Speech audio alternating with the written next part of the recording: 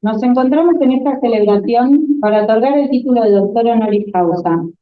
El título de doctor honoris causa es la distinción honorífica de más alta jerarquía que otorga la universidad a personalidades nacionales o extranjeras de conducta pública digna y de especial vinculación con la universidad, en reconocimiento a su prestigio social y trayectoria en el ámbito académico, científico, social, político y o cultural, contribuyendo al desarrollo de la sociedad.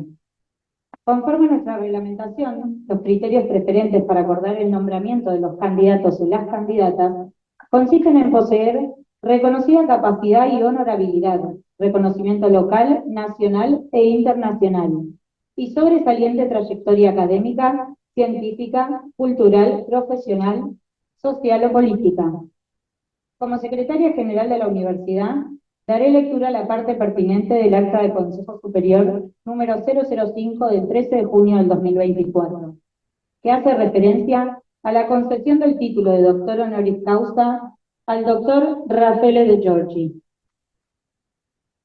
A los 13 días del mes de junio de 2024 se reúne el Consejo Superior de la Universidad, presidido por el rector doctor Enrique del Percio, y el rector propone a los miembros del Consejo Superior otorgar el título de doctor honoris causa, distinción honorífica de más alta jerarquía que otorga la universidad, al doctor Raffaele De Giorgi en reconocimiento a su vasta trayectoria nacional e internacional. El doctor Enrique del Percio y la doctora Laura Ochoa expresan los fundamentos de la propuesta de otorgamiento de esta distinción. La doctora Laura Ochoa expresa que Raffaele De Giorgi, reconocido académico, sociólogo y filósofo italiano, cubre ampliamente con los requisitos previstos en nuestra reglamentación y menciona brevemente su currículum vitae, el que se comparte con los consejeros presentes. Los miembros del Consejo Superior manifiestan la conformidad a dicho otorgamiento. Consecuentemente, por resolución rectoral número 035 del año 2024, se otorga el título Doctor Honoris Causa de la Universidad de San Isidro, Dr. Plácido Marín, al doctor Raffaele De Giorgi. A continuación, invitamos al presidente de la Sociedad Argentina de Sociología Jurídica, doctor Matías Castro de Chaval, quien pronunciará la laudatio académica.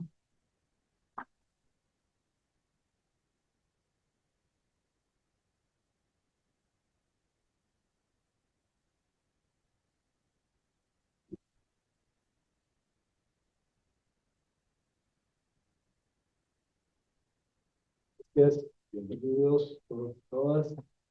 Muchas gracias a la autoridad, especialmente por nuestro ejecutivo, por supuesto, nuestro queridísimo Raffaele De Giorgi. Tengo el honor de leer en esta oportunidad el currículum y esta extraordinaria vida académica que ha llevado adelante Raffaele De Giorgi. Y en este momento, que es un momento muy importante para la institución, la Universidad de San Isidro, que generosamente está otorgando esta celebración. Y por supuesto, desde la Sociedad Argentina de Sociología Jurídica acompañamos con una gran alegría esto.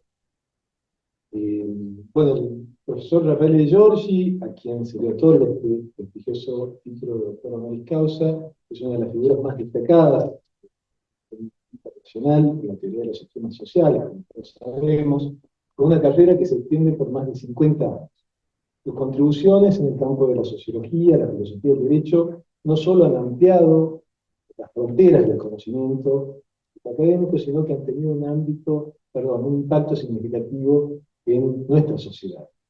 El profesor De Giorgi es profesor de filosofía del derecho en la Universidad de Salento, Italia, y director del Centro de Estudios sobre el Riesgo, de la Universidad de Salento, fundado este centro junto a Niklas Luhmann en el año 1990. En el año 2018 ha sido nombrado profesor emérito por el ministro de la Universidad de la Investigación Científica en Italia, y en el 2019 ha recibido el doctorado honoris causa en la Universidad de Comahue, Argentina, que nos acompañan aquí hoy. Ha sido investigador adscrito en la Facultad de Derecho de la Universidad de Saarland, España, donde colaboró con Alessandro Barata, profesor de Filosofía del Derecho en la Universidad de Camerino, profesor de Sociología del Derecho en la Universidad de Bolonia, externo, y profesor de Sociología en la Facultad de Ciencias Políticas del Instituto Oriental de Nápoles. profesor también de Teoría General del Derecho, filosofía del Derecho, en la Facultad de Derecho de la Universidad del Talento en Grecia.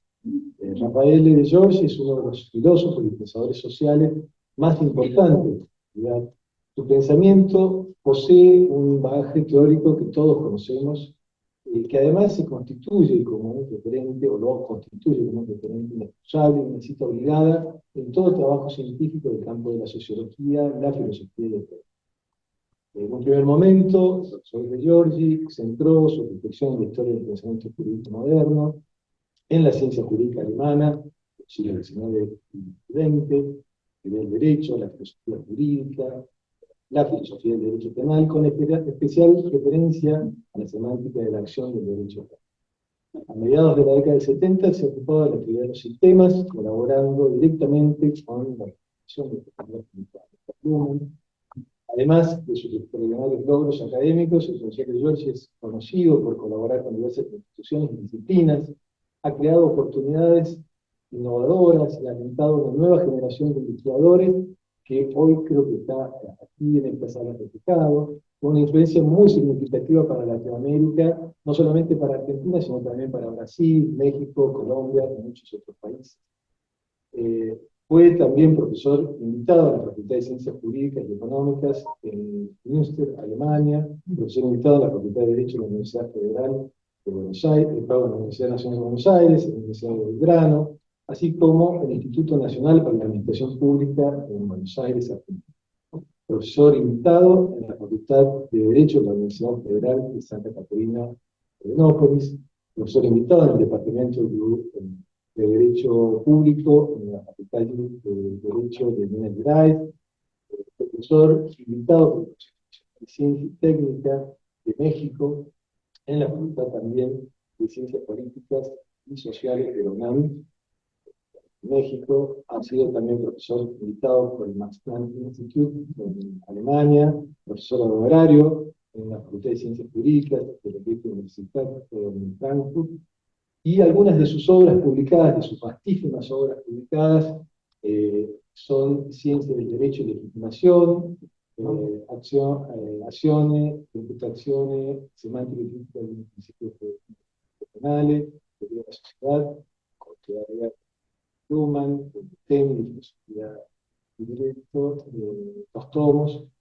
materiales para una teoría sociológica del derecho, fines de la teoría de la historia, el modo como sistema, es decir, una vastísima obra que la verdad que sería mencionarla en ediciones en múltiples idiomas, castellano, italiano, portugués. Hoy, mientras le otorgamos este título honorario, reconocemos además no solamente sus méritos profesionales, que son vastos y conocidos, sino también su espíritu de dedicación, su integridad y su pasión por el conocimiento. Estamos seguros que este ejemplo que él nos viene pregonando por su accionar va a rendir frutos, y rinde frutos y va a rendir en estos 50 años. Y me gustaría señalar además dos virtudes, muchísimo currículum, conocido personalmente por haber tenido el honor y la suerte de compartir con él, que son dos virtudes que a veces no se encuentran mucho en la academia. Por un lado, una amplísima generosidad, que a veces en la academia cuesta, y que esto es lo que permite una construcción colectiva, como por ejemplo la que estamos haciendo cada día nosotros, lo que nos toca. Y por otro lado, una capacidad inmensa de cultivar la amistad, que también a veces suele estar ausente en la academia. Esto, si me permiten salir un poquito del protocolo, me hace acordar a estas personas que cumplen con el deseo que Fontana Rosa tenía cuando hablaba de que deseaba para sus hijos, ¿no? Rafael de Giorgi es una persona que cuando uno lo ve sonríe, indefectiblemente nos genera un gran orgullo y una enorme felicidad que esté aquí hoy presente. Sin más, los invito a unirse para dar una cálida bienvenida al profesor doctor Rafael de Giorgi, mientras le invitamos a recibir su reconocimiento.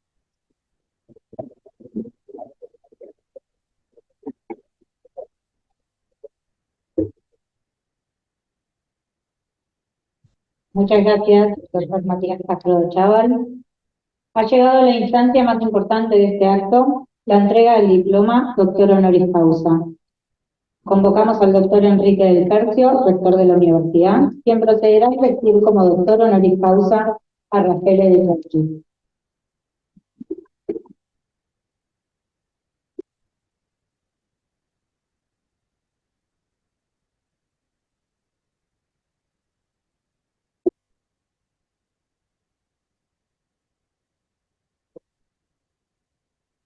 Querido Rafael,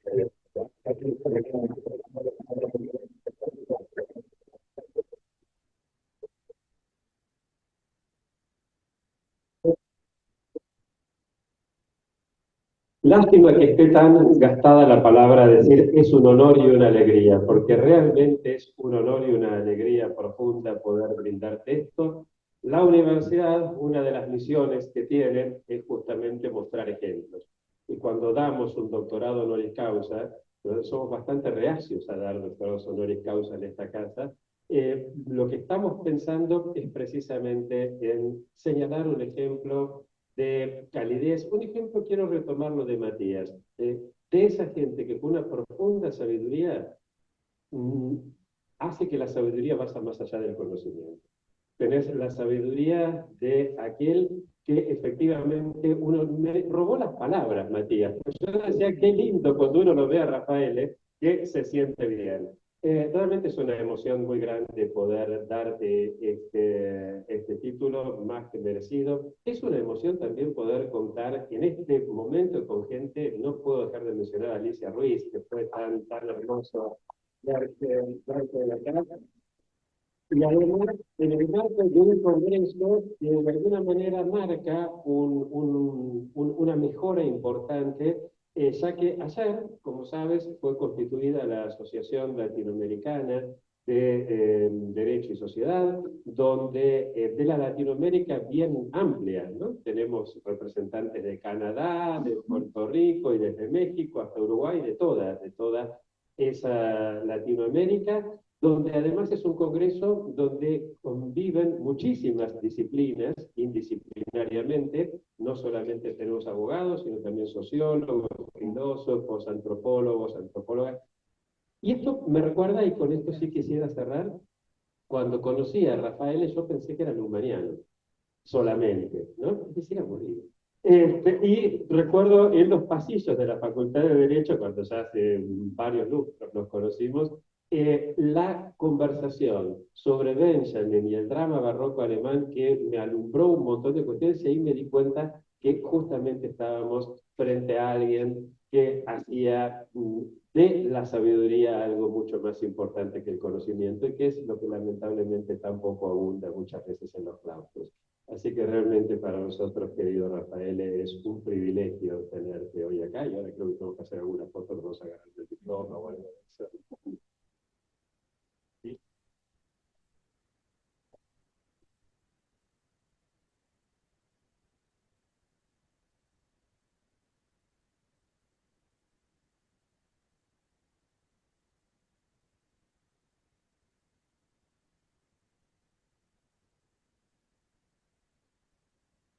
Muchas gracias, doctor Enrique del Percio. Y seguidamente convocamos al doctor Rafael de Giorgi, quien nos dirigirá unas palabras.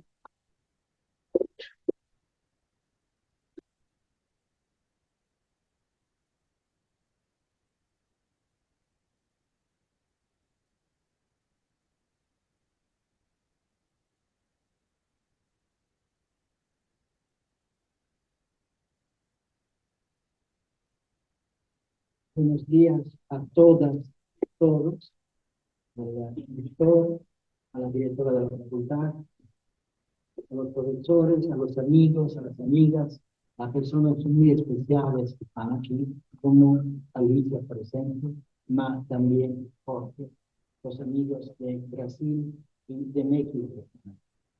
Es un honor muy grande oír, escuchar las palabras que han sido dichas. Yo creo que después de aquellas palabras, la persona que el objeto de aquellas palabras tiene que estar en silencio y meditar si han merecido lo que he dicho o no han merecido. Entonces no voy a decir nada, sino muchísimas gracias. Viendo que el evento acontece en el marco del Congreso de Sociología del Derecho Latinoamericano, por lo cual quiero agradecer al presidente actual, Díaz, y agradecer por sus palabras y su disponibilidad. Yo he pensado que mis consideraciones tenían que ser para respeto de los que participan en este Congreso, uno de los temas del Congreso. Así que voy a formular mis consideraciones con el título Después del contrato social, la diferencia y el estado exterior. Coger, aferrar el presente en conceptos, fijar el presente en conceptos, retener el presente solo durante el tiempo de la reflexión. Para Hegel, esta era la tarea de la filosofía. ¿Y la teoría sociológica? ¿Cuál es su tarea? Se ocupa de la redescripción del presente. Realiza su tarea redescribiendo los contenidos semánticos a través de los cuales la sociedad se representa a sí misma para posibilitarse a sí misma su funcionamiento. De este modo, hacer la función de la producción de sentido en la que y a través de la cual la sociedad se refleja a sí misma. Tanto la reflexión filosófica como la teoría sociológica se ocupan del presente, pero de manera diferente. La reflexión filosófica, pensemos de nuevo en Hegel, por ejemplo, pero no solo en él, la reflexión filosófica, decíamos, considera el presente como necesario, lo considera en sí mismo como el ser del ser, como su manifestación, como presencia del espíritu, de la idea, de la historia, de la razón. Kant, en cambio, lo consideraba como una salida, como salida de la condición de minoría en la que la humanidad se había abandonado por no haber sido capaz de hacer un uso público, es decir, libre de la razón.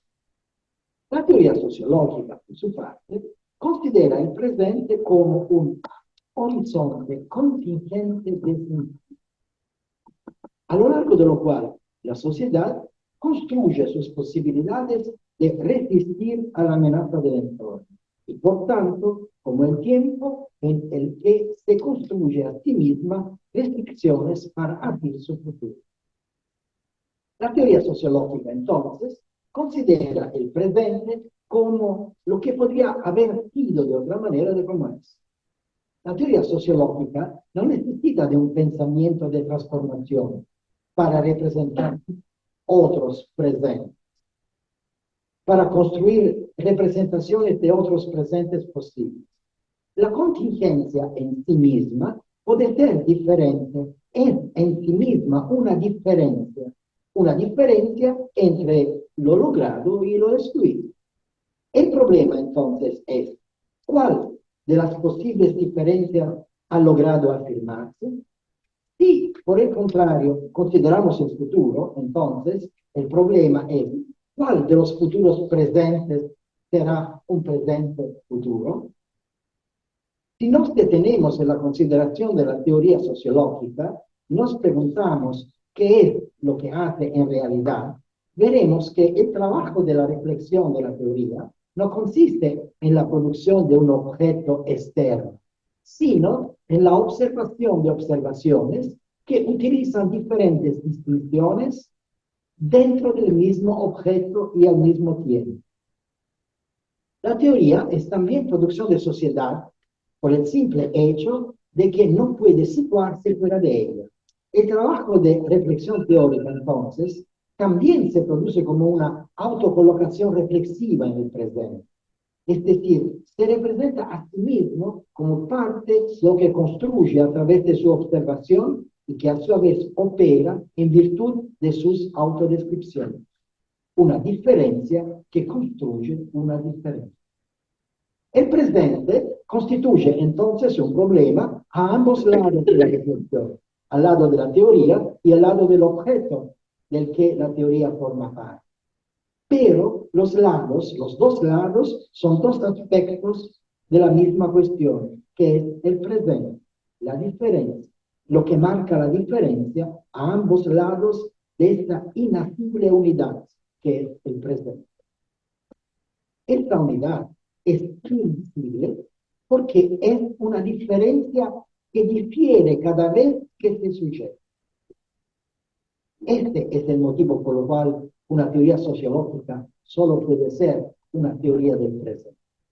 Así pues, si observamos atentamente lo que acabamos de decir, se deduce que el presente es su propia historia.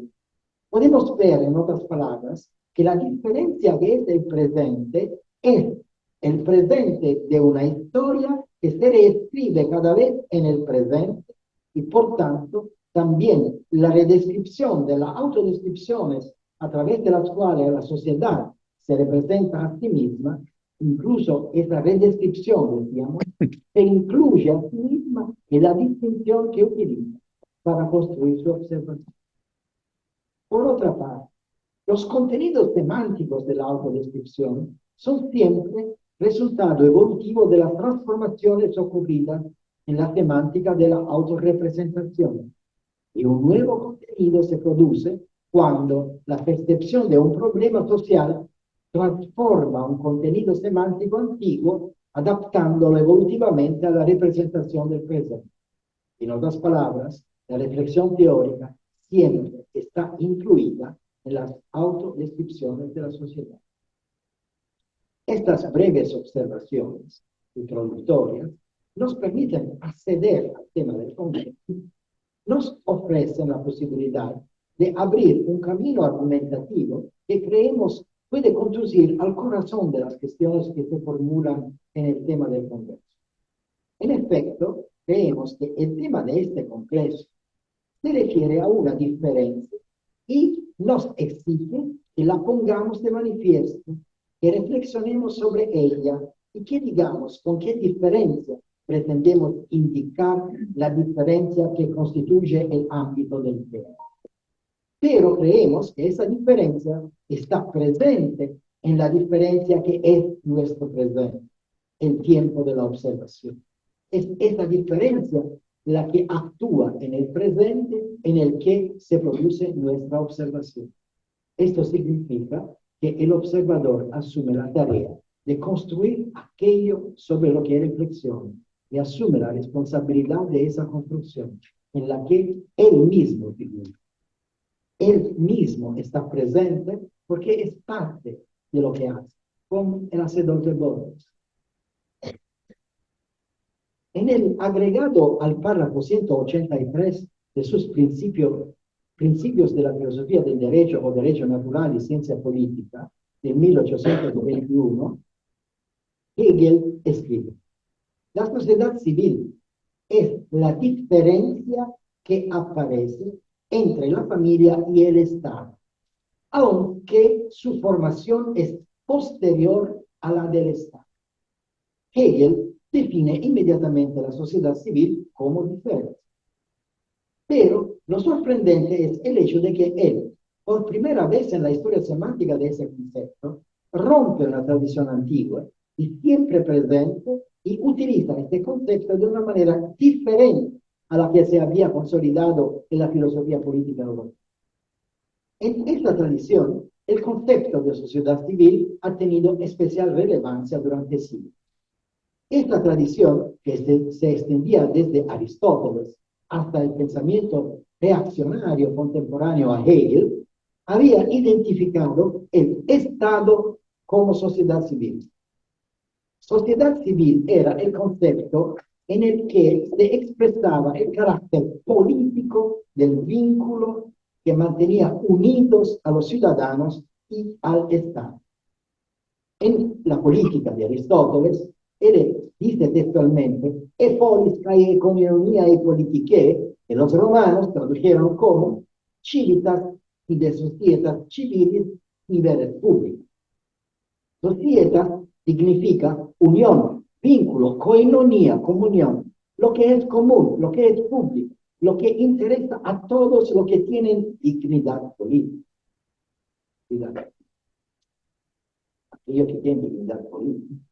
Sociedad civil, en el sentido original de la tradición greco-romana, era la comunión política de las economías domésticas, oikos, que se identificaban en su pertenencia territorialmente delimitada a la ciudad o al Estado.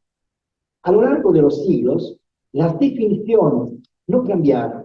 Bodino llama a la red pública societas civilis. Melantonius escribe civitas et societas civium iure constituta. No muy diferente de Hobbes, de Locke y de Boll. Tomasius, por ejemplo, escribe que la sociedad del hombre en sí misma es civil o doméstica. Sí, esta última es el fundamento de la primera, porque la sociedad civil no significa aquí más que la unión de muchas sociedades domésticas y de las personas que viven en ellas como si estuvieran bajo un mismo gobierno. En palabras de Tomás. Hasta la mayor parte del siglo XVIII, el Estado y la sociedad no están divididos. Y puesto que en la sociedad moderna la relación entre el Estado y las formaciones sociales en las que los particulares actuaban como ciudadanos privados era ahora una relación de diferencia, exclusión e incluso empezaba a ser una relación de oposición, el Estado, que era el Estado absoluto, ya no podía identificarse con una sociedad que ya no tenía ninguna sustancia política. La sociedad civil de la tradición expresaba precisamente esa sustancia política, que ahora, sin embargo, se opone a los individuos, de la que estos deseaban liberar. Se abrió un vacío semántico en la tradición, y a través de continuas manipulaciones semánticas se intentó adaptar presente un concepto ahora desprovisto del poder de designar aquello a lo que se refería. Ferguson, por ejemplo, el teórico de la sociedad civil, también sigue utilizando el concepto en el sentido de la tradición. El pensamiento conservador y reaccionario contemporáneo de Hegel era consciente de la ruptura que se había producido y la atribuía a la Revolución Francesa. En el 1820, 2 años después de que Hegel pronunciara su primer curso sobre filosofía del derecho, Karl Ludwig von Haller, jurista de la Restauración, concluía su grande obra, Restauración der Staatswissenschaft, Restauración de la ciencia del Estado, y escribía que por entonces sociedad civil se había convertido en un concepto revolucionario de la filosofía de la Ilustración, que, acostumbrada como era a los disfraces, lo derivaba del uso lingüístico de la época republicana de Roma. La colocación artificial de este antiguo concepto sería la verdadera causa de la gran revolución del siglo XVIII y de la inversión que se había producido de todas las relaciones naturales y sociales.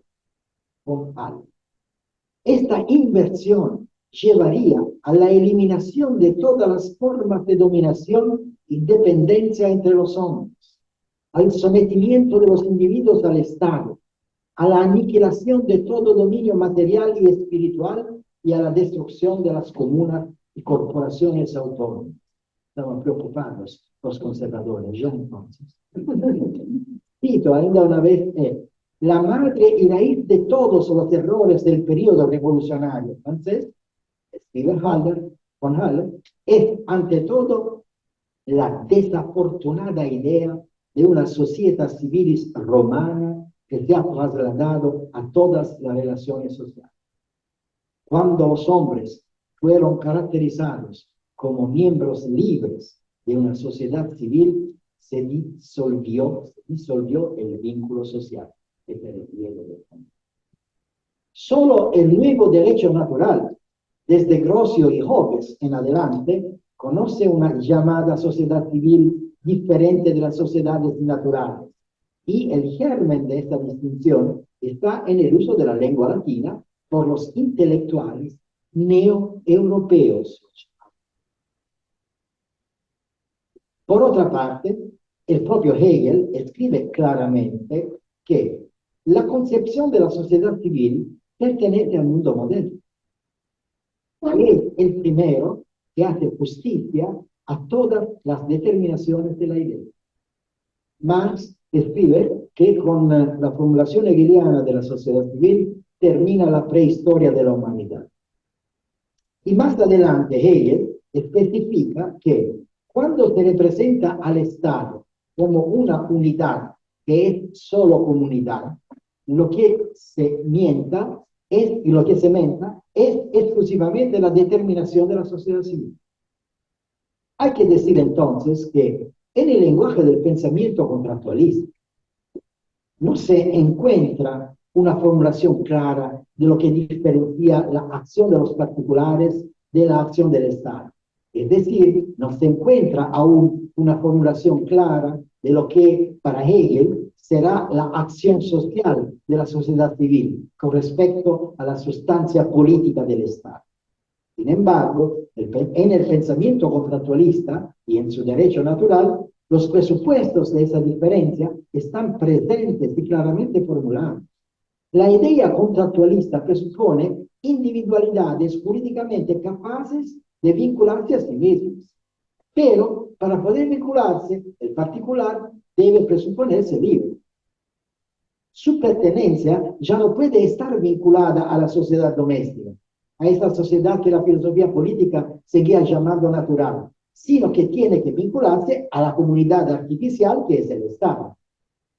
La artificialidad de la comunidad política moderna derivaba del hecho de que tenía un carácter esencialmente jurídico, que ya no reflejaba limitaciones de tipo natural, como exigía el pensamiento de la conservación y de la restauración.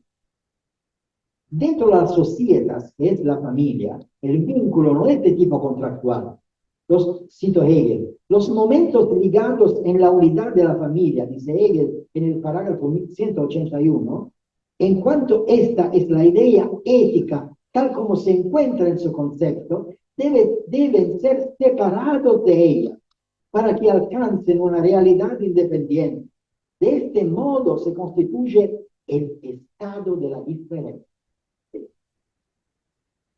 ¿Y en qué consiste este estado de la diferencia? Y consiste en que se pierde la eticidad, como explica Hegel.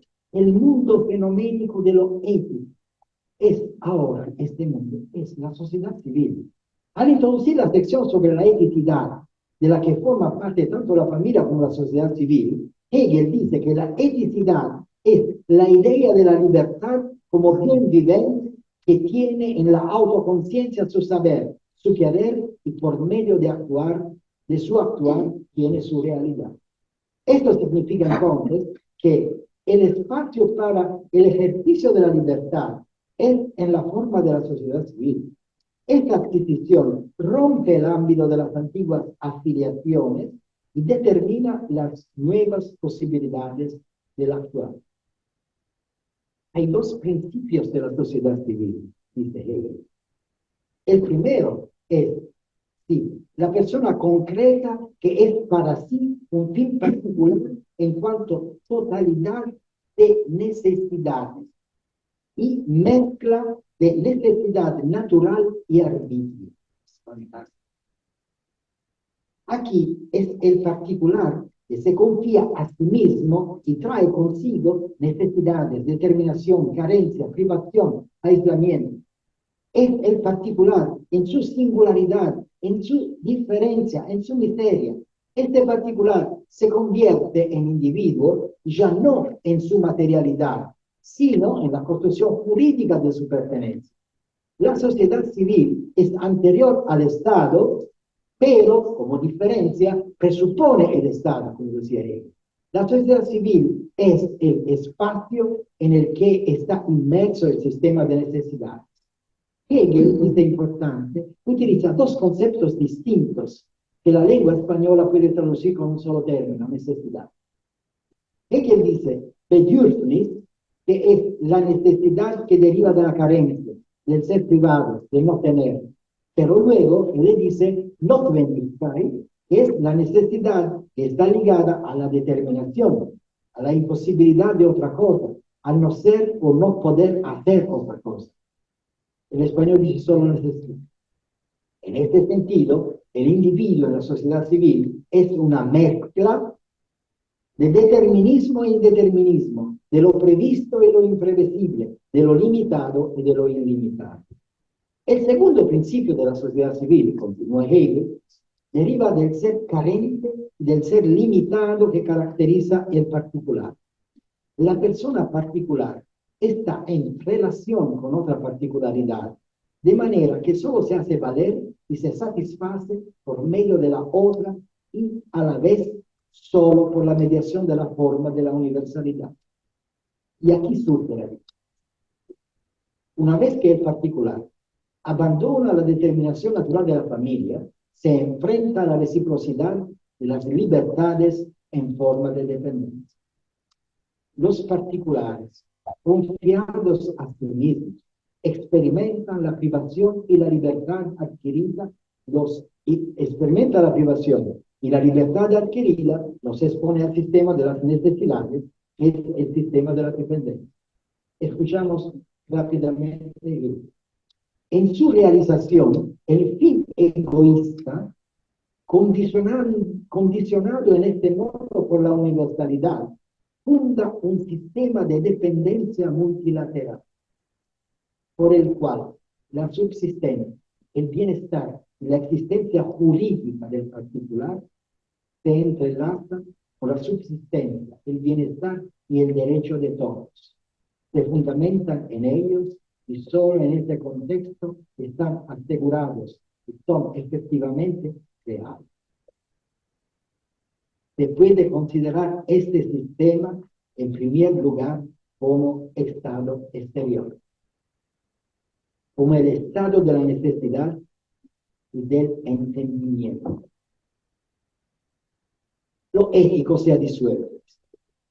El concepto mismo se ha disuelto. Los particulares, al hacerse libres, destruyen el concepto sustancial del vínculo en el que habían sido tratados como elementos de una sociedad natural. En la eticidad de la sociedad disuelta se identificó y encontró su convergencia el carácter económico, jurídico y político de la sociedad. Tenemos la impresión de que el propio Hegel concluye su construcción de la sociedad civil con cierta preocupación. Veamos el parágrafo 185 de su filosofía del derecho. La particularidad por sí, por una parte, en cuanto satisfacción en todas direcciones de sus necesidades, del arbitrio contingente y del gusto subjetivo, se destruye a sí misma en su gozo y destruye su concepto sustancial. Por otra parte, en cuanto infinitamente excitada y en continua dependencia de la contingencia y del arbitrio exterior, al mismo tiempo limitada por el poder de la universalidad, es la satisfacción contingente de las necesidades, tanto contingentes como necesarias. La sociedad civil ofrece en esas contraposiciones y en su desarrollo el espectáculo del libertinaje y la miseria por la corrupción física y ética, que es común a ambos. Entonces es el momento de considerar al Estado exterior. Nos hemos detenido largamente en la concepción hegeliana del concepto moderno de sociedad civil, porque creemos que es la primera descripción coherente de estas diferencias y nos permite acceder a la modernidad de la sociedad moderna. Podemos utilizar esta construcción para representar lo que incluso Hegel llamaba el estado externo. Por un lado, se trata de la exterioridad que brota de la idea contractualista de la salida, del ser confiado a sí mismo, del exponerse y del despertar. Una vez que el estado político ya no se identifica con la naturalidad del vínculo social, se sitúa fuera, se opone a los particulares que le han confiado su actuar, exponiéndolo a su exterioridad. Esta exterioridad libera al actuar de los antiguos vínculos y lo abre a la incertidumbre, al no saber, al futuro. En esta exterioridad, los particulares deben orientar su actuar en condiciones de necesidad, en el sentido de que, privados ya de su determinación original, están abandonados a sí mismos y deben producir su actuar en condiciones de reciprocidad, en la medida en que el actuar de cada uno se produce en presencia del actuar del otro. Esto sucede en las condiciones de una exposición continua e ininterrumpida del actuar a la observación exterior del derecho, que debe garantizar la coexistencia de todos y el actuar de cada uno. Esta exterioridad es la exterioridad del Estado y de su derecho, pero también de la economía, puesto que la antigua economía doméstica ya no incluye el contexto político de la distribución y asignación de bienes. A estas alturas, las propias condiciones materiales de existencia están en la exterioridad, como Marx había escrito apropiadamente en relación con el concepto hegeliano de sociedad civil, que en la parte central del sistema de las necesidades, Hegel trata precisamente del modo de trabajo. Junto con el poder de calificar el carácter de su actuación, los particulares confían también a la exterioridad en la que actúan ahora, es decir, al derecho al Estado, su no saber del otro, mientras que confían a la economía la inmediatez del presente en forma de satisfacción de las necesidades mediante el modo de trabajo y la posibilidad del futuro mediante el cálculo. Cuando los particulares coexistían en una comunidad política organizada sobre la base de la naturalidad del vínculo, el actuar mutuo se orientaba hacia el saber del otro. El otro tenía su propio lugar, su propio rango, su propia pertenencia, su propia derivación.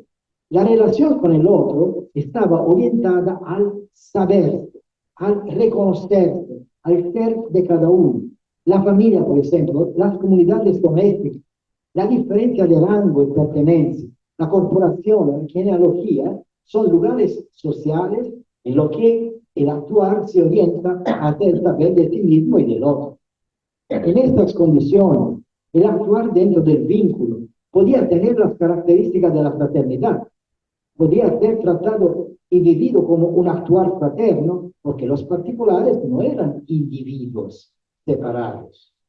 Sus diferencias ya estaban determinadas. Aún no eran personas en el sentido moderno, no eran indiferencias recíprocas.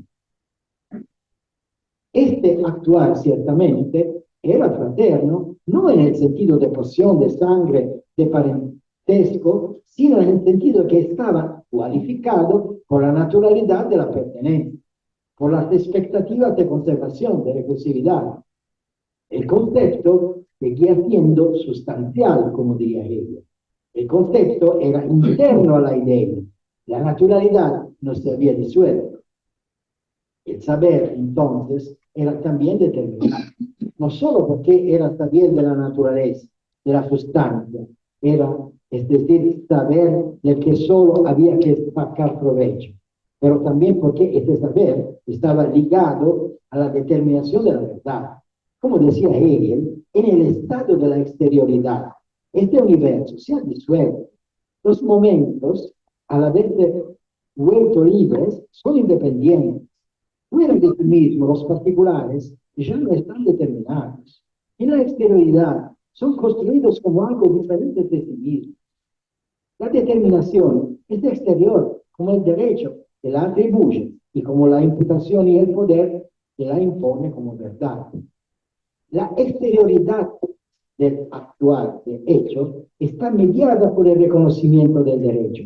Está circunscrita por el espacio delimitado por el derecho, que ahora opera como contexto de calificación de la actuar. La unidad del actuar se rompe. El actuar se diferencia y los individuos también se diferencian y obtienen su propia identidad a través de la homologación jurídica de sus diferencias. Identidad ahora ya no tiene carácter sustancial. Identidad es mantener al otro a distancia. A partir de ahora, la identidad solo será jurídica. En estas condiciones, el actuar ya no puede ser fraterno. Los particulares son diferentes, diferencias, no igualdades. Solo el Estado y su derecho construirán igualdades y transformarán las diferencias en referencias estables e iguales.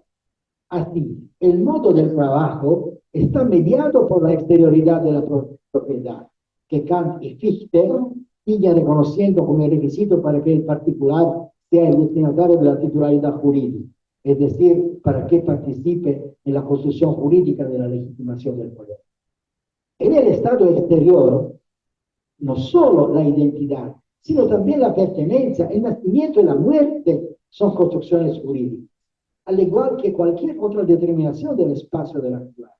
Como vemos, el contrato social se realiza en sus consecuencias.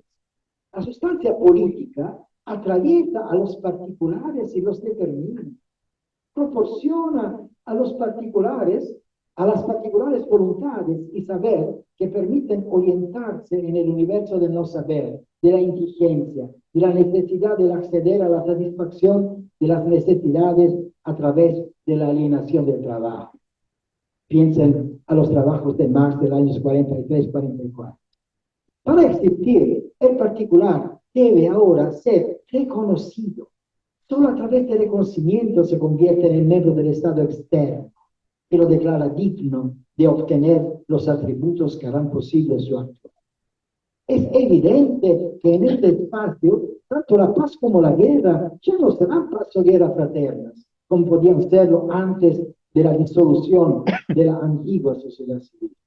Ahora, estarían mediadas por la universalidad, por la objetividad, por el derecho del poder, por el poder de la economía, por el poder de la legitimación del poder.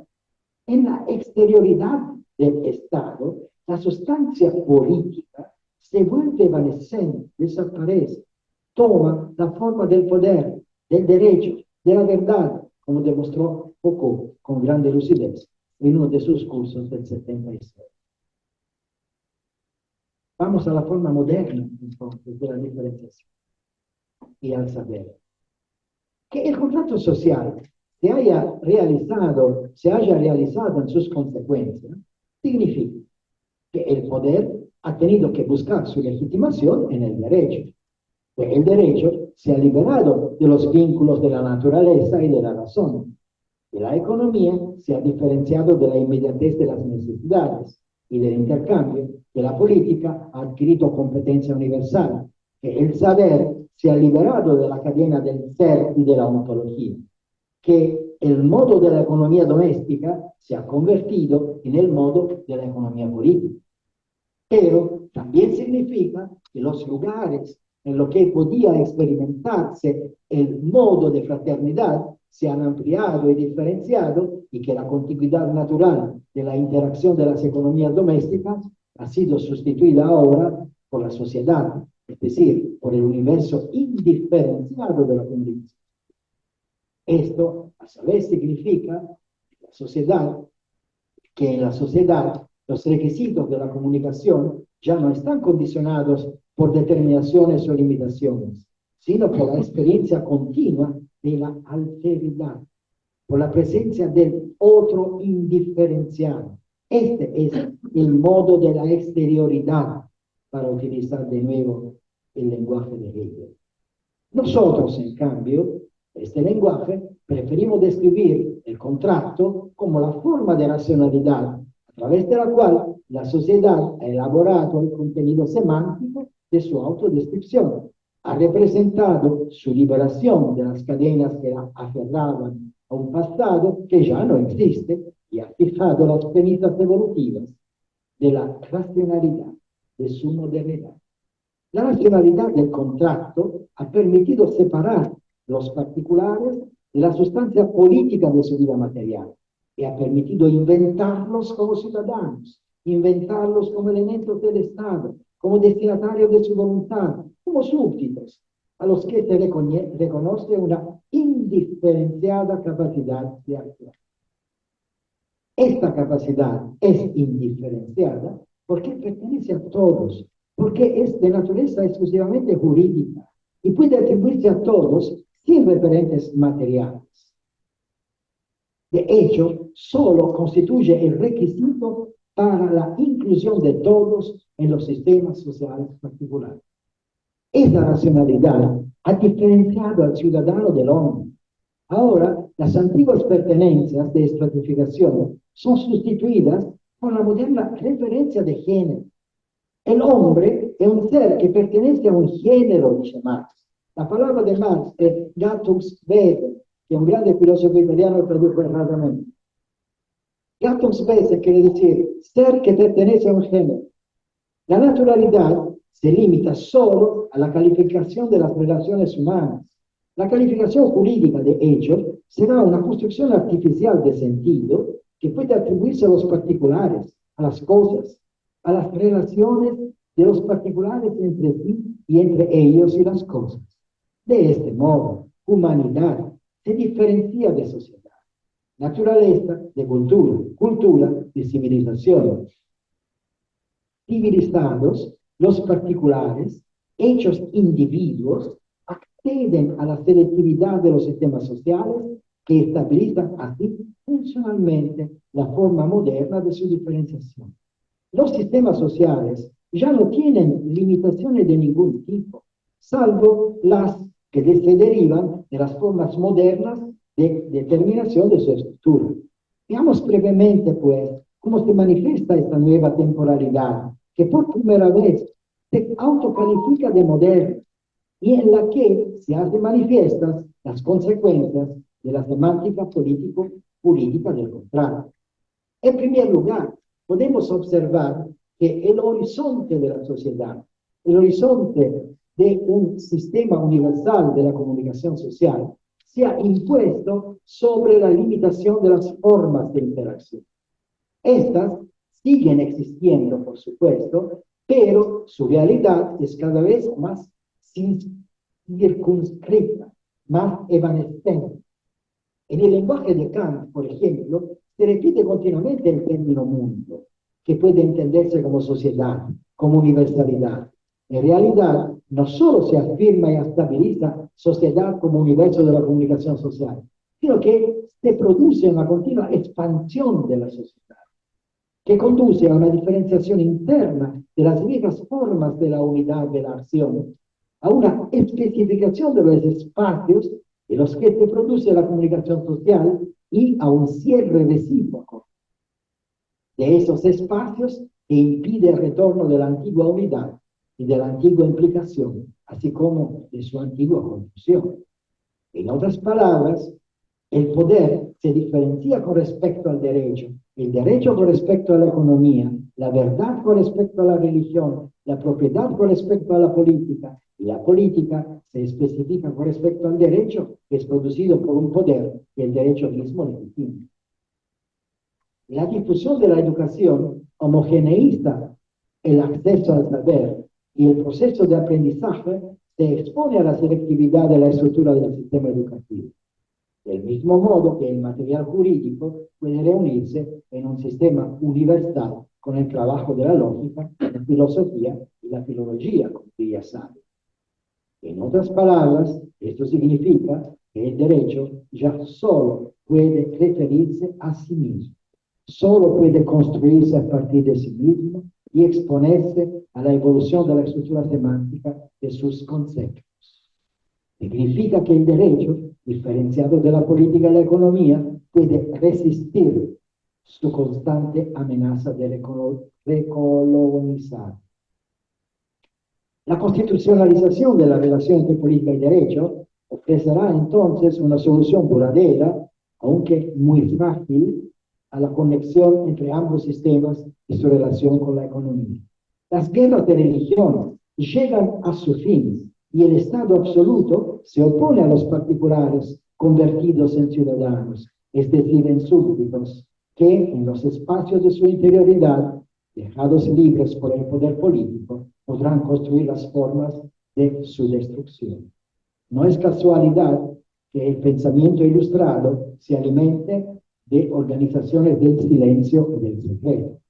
El fin de las guerras de religión, en efecto, provocado por la intervención directa de la política, hace posible no solo la difusión de una opinión pública como espacio público de representación del presente y como espejo en el que se refleja la sociedad, sino que también legitima el desarrollo de una reflexividad interior de los particulares y de un espacio privado de autoconciencia de los particulares que pueden diferenciar precisamente entre el uso público y privado de la razón, como decía acá. Utilizamos estos términos kantianos en un sentido que no se corresponde con el uso de Kant, que él hizo de ellos. Pero esto no nos impide recordar, sin embargo, que no es casualidad que después de declarar que la ilustración era el uso público de la razón, Kant hubiera encontrado legítimo que el emperador ilustrado, Federico II, dijera a sus súbditos: razonad cuanto queráis y sobre lo que queráis, solo obedeced. En realidad, en efecto, palabras de Kant. En realidad, en efecto, en la forma del contrato, el control de su cumplimiento, la determinación de las formas de reconocimiento de su validez, es decir, la posibilidad de ordenar la sanción, son siempre funciones ejercidas por la política, es decir, por el poder, cuya legitimidad, sin embargo, está sujeta no solo al derecho, sino también al reconocimiento por parte de aquellos sobre quienes se ejerce el poder. Por otra parte, después del contrato, los particulares actúan solo como personas, como construcciones jurídicas, del mismo modo que la diferenciación de los sistemas sociales individuales hace simbólica la centralidad del sistema político. Esto explica las diferencias en la semántica de la soberanía, las dislocaciones de la soberanía misma, su función como mero recurso de producción de consenso. Y, puesto que ahora los particulares actúan como personas, son reconocidos como personas, puede realizarse su inclusión universal en los sistemas sociales, pero esta inclusión universal es visto consecuencia muy relevante. El otro, como persona, es indiferenciado. A diferencia de lo que ocurre dentro de la estructura de los estamentos sociales, el saber del otro ya no funciona como saber de su ubicación material, sino que se confía a la selectividad de los sistemas sociales individuales, los cuales en su funcionamiento normal encuentran racional utilizar las antiguas diferencias y acrecentarlas. Esto lleva a que en la inclusión universal de todos de los sistemas individuales, las diferencias y desigualdades se activen bajo nueva condición. El saber del otro está ahora mediado por la selectividad de los sistemas que lo hacen posible. Las antiguas determinaciones de estatus son sustituidas por la nueva indeterminaciones de la acción producidas por las nuevas formas de diferencia. El saber del otro es un saber de los sistemas sociales individuales, no de individuos particulares. Esto, por supuesto, no significa que el otro no esté presente en su diferencia. Solo significa que su diferencia es generalizada. Esta generalización puede ser universalizada, extendida a todos como reconocimiento de su capacidad de ser incluidos en la selectividad de los sistemas individuales. El concepto que se elabora es el concepto de humanidad. En él fluye la gran semántica del derecho natural, purificada de las materialidades, de la estratificación y sublimada por la idea ilustrada de la razón. De este modo, los requisitos de accesibilidad de todos a la acción social pueden establecerse en las formas de la diferenciación moderna de la sociedad. En otras palabras, se puede elaborar los nuevos catálogos de derechos, los cuales, si se consideran como derechos y como humanos, siempre estarán destinados a ser violados, y se consideran como requisitos, siempre funcionarán y serán compatibles con todas las decisiones de la política y del Estado y del derecho, siempre que estas decisiones estén justificadas. Finalmente, el contrato se ha cumplido en sus consecuencias. Las declaraciones de derechos hacen que su conclusión sea manifiesta. La coexistencia de esas declaraciones con siglos de esclavitud nos permite comprender cuál es su consecuencia. Y llegamos al punto final. La primera manifestación de la clausura del contrato es la identificación del nosotros, la autoidentificación de nosotros, que son los sujetos particulares, es decir, de los individuos que son objeto del contrato. Ahora bien, la única realidad de nosotros, su sustancia, es la delimitación del espacio de validez del derecho y de la relevancia de la política, es decir, de la unidad de esa diferencia, es la distinción entre súbditos y poder. El poder mantiene unidos a sus súbditos y los límites de su validez, es decir, de su legitimidad, son los límites territoriales de nosotros. Los otros son los bárbaros, que están al otro lado de la frontera, pero hay que tratarlos como si ya estuvieran en ella. El espléndido relato de Coetzee, esperando a los bárbaros, da una idea muy lúcida de la forma político-jurídica y militar de nosotros. En realidad, trata de la ceguera que resulta de la autodelimitación del sistema de la política y del derecho.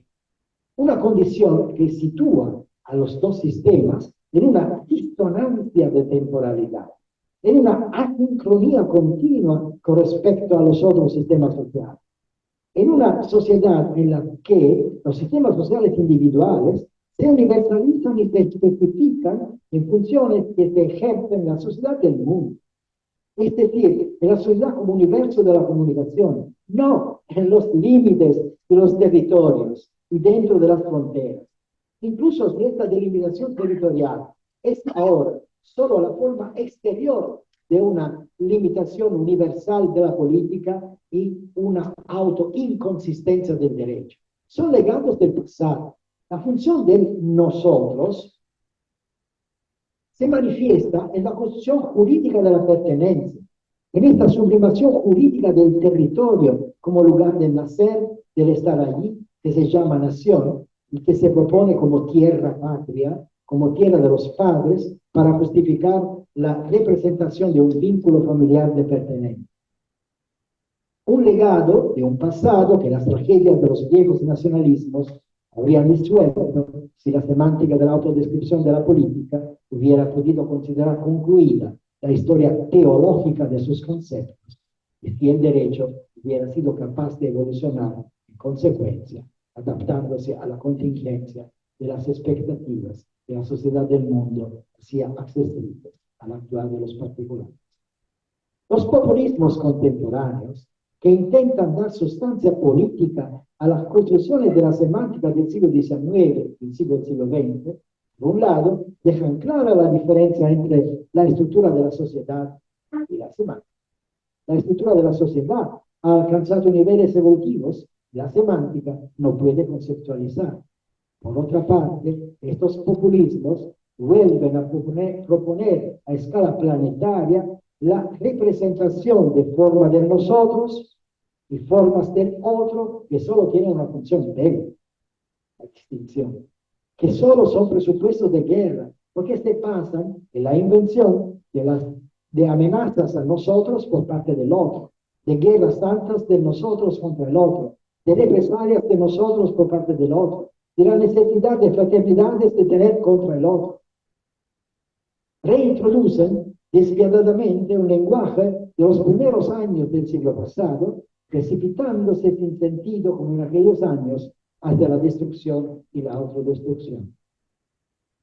La invención de nosotros no se limita a la diferencia jurídica. Su radicalización político-religioso-militar lleva más allá de la barbarie de la que brota. Esta se convierte en la razón subyacente que justifica la política como guerra, la democracia como estructura de la fragilidad política y la razón como una patología social. Estamos más allá de la barbarie, como dijo Luhmann.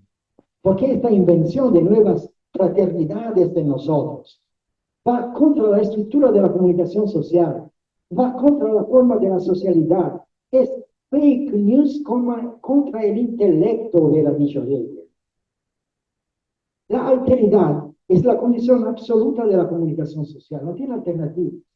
La comunicación se hace posible por el hecho de que otro, alguien a quien el sujeto de la comunicación considera otro, acepta su oferta de sentido sin tener que confundirse con él, es decir, tratándolo como lo que este sujeto en realidad es, un otro. La alteridad, entonces, es la forma de reconocimiento recíproco. En consecuencia, lo que se llama de identidad es la alteridad del otro que el yo debe construir para representarse a sí mismo como alguien que puede ser otro. Esa es la identidad. Es decir, como alguien que puede comunicarse, como alguien que, como otro, puede entrar en contacto con el otro de la comunicación. Y puesto que consideramos la sociedad como el universo de la comunicación social, si queremos evitar el solipsismo filosófico, teórico y sociológico, debemos excluir toda posibilidad de ontologías de nosotros. De estas ontologías abstractas, solo podemos observar la función, que es legitimar la guerra, apoyar la política como guerra, el derecho como arma de guerra. La reciente fraternidad de nosotros no tiene ninguna relación con las antiguas formas de determinación del otro sobre la base de rango, estatus, genealogía, lugar, señorío a lo que pertenecía. Construida como la universalidad de la alteridad de la comunicación de la sociedad moderna, en nuestro presente, nuestra fraternidad de nosotros condensa la forma del saber del otro que encontramos en las organizaciones criminales, en las que de hecho los miembros individuales de la organización siguen llamándose hermanos. En las asociaciones secretas, que ya no tienen la función que tenían en el periodo de la Ilustración, sino que son organizaciones de interés político, económico y militar, al margen de la ley. Encontramos esta fraternidad de nosotros dentro de movimientos políticos religiosos de conspiración contra la democracia constitucional y contra lo que la filosofía política occidental sigue considerando Estado de Derecho. En la estructura de la comunicación social, sin embargo, está la presencia de la alteridad, la única presencia que tiene una función real, es decir, que puede ser observada. La abertura al no saber del otro es constitutiva de la posibilidad de la comunicación, que entendemos como el único acontecimiento social. Por otra parte, el único presupuesto de la comunicación libre, es decir, sin presupuestos, es la presencia y la función de la alteridad, de la simetría del otro, del ser otro, de la reciprocidad del ser otro, de la aceptación recíproca de no saber del otro. Aquello que nos une al otro, en efecto, es el no saber de su identidad. Lo que nos une es a él, es solo el saber de su alteridad, el saber que otro. Nos comunicamos, en otras palabras, la sociedad que usa a sí mismo, en un universo de no saber. Solo la selectividad de los sistemas sociales individuales es la única garantía que tenemos contra la penetración de la identidad que frena, la identidad que bloquea y realmente amenaza a la comunicación social. Contra la malvada penetración de esa identidad de nosotros, que para el fascismo italiano era tan profunda, debía ser continuamente reactivada hasta el punto de constituir el modo fascista de saludo a nosotros. La gente se saludaba a gritos por miedo a que el entorno se descuidara de identificar su vulgar ser allí. La sociedad moderna es la estructura de la comunicación social que realiza la presencia simultánea de la alteridad, que opera en relación con el no saber del otro sobre la base de la única suposición de que el otro acepta que otro tiene la intención de comunicarse. La riqueza incontenible de esta sociedad, su potencial para la complejidad, deriva de esta paradójica fraternidad del no saber, de este mundo de exterioridad en el que solo se afirma la necesidad recíproca de comunicar. La razón del presente es la última consideración. El poder descriptivo y la función constructiva de la semántica del contrato ya se han consumido. Todo lo que queda de ellos son residuos conceptuales sin referencia. Son residuos que actúan en el presente como una pesada herencia, como una sobrecarga semántica que impide al presente liberarse de las ataduras de su historia. Pensemos en las fronteras.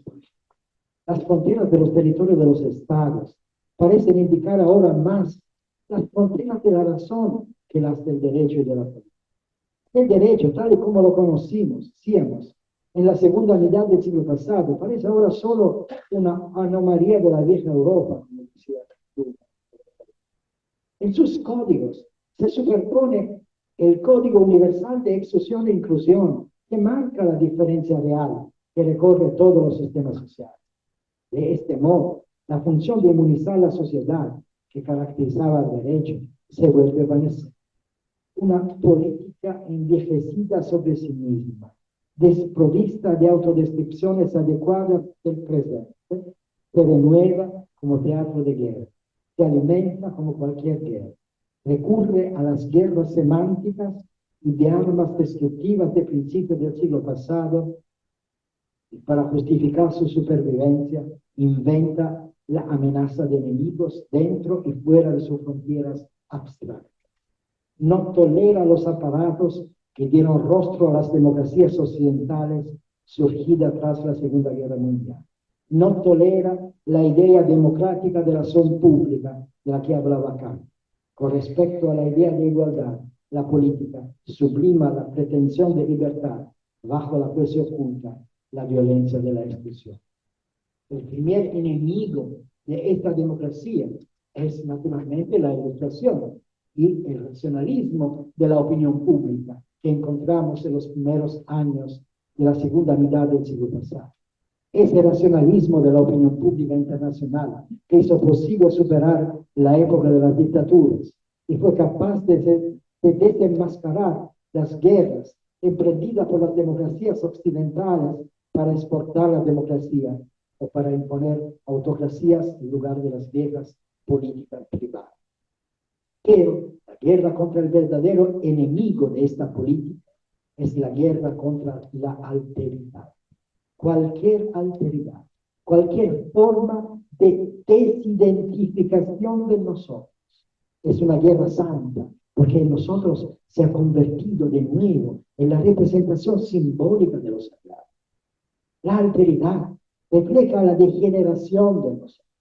Por eso hay que desfigurarla, erradicarla, detener, como la homosexualidad o la enfermedad mental para los jueces alemanes, quienes se pronunciaban contra el nazismo aplicando la vieja ley de Weimar sobre la protección de la raza y de la sangre alemana.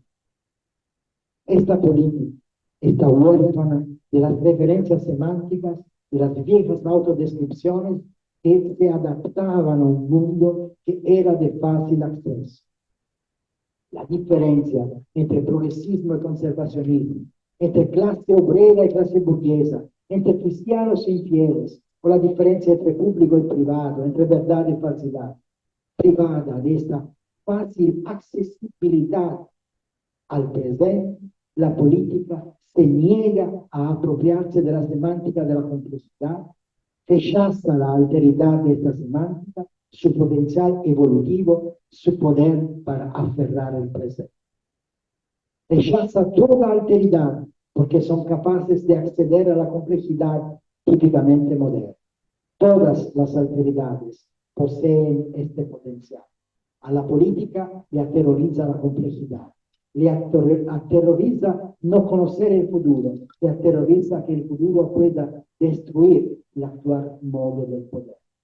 Pero la alteridad abre el horizonte del presente a una fraternidad real, moderna, a la fraternidad de saberse igualmente otro, recíprocamente otro, razonablemente dispuesto al no saber de la complejidad, de la incontenible riqueza de posibilidades de lo diferente, es decir, del futuro, el tiempo que, para comenzar, debe ser él también otro. Agradezco por su atención.